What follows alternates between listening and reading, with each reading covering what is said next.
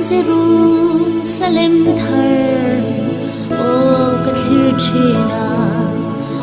khwa harin suilum aleng vong vong angai reng reng hian mo kalong chau le chi iram thiang hlim mangai thifim lên na chu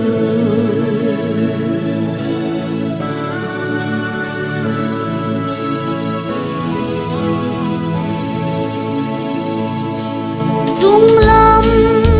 Jerusalem thar o kathlir china khwa harin suilung aleng vong vong angai reng reng hian mo kalong chau le chi iram thiang hlim mangai thifim lên na chu ne tu beram no la chu asira lal na par moi ten an bom vele var par arsi chandam tu rau pui chu fakin van la moi ne choi moi na an plane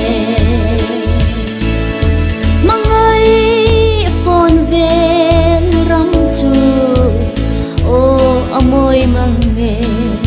nung na lui pui dam ten aluang del de aming thiang him nghe ya baptisma chang ten kan thleng nghe don sai on ko pui thar nuam chu ta chua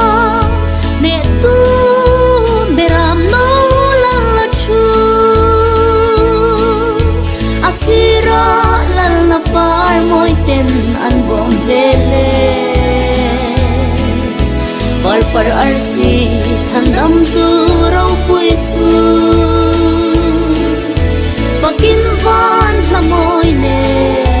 choi moi na an plane hele sing nun ram he o aral hunin ngay lung du chen tak te zong zong ne beram no choi moi na fakla rem ve in no chon ram reng reng hi o kan ngai to lo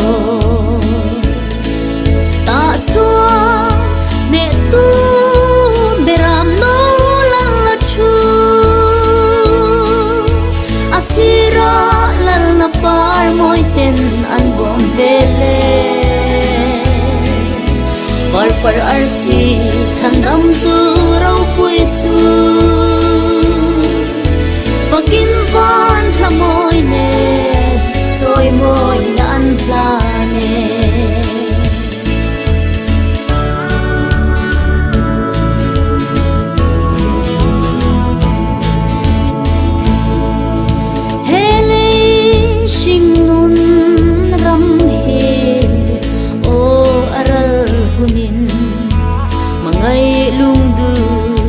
chen tak te zong zong ne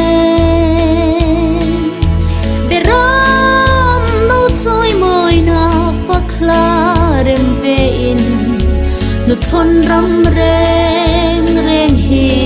o kan ngai to lo ta chua ne tu beram no la chu asira na par moi ten an bom vele par par arsi chandam tu rau pui chu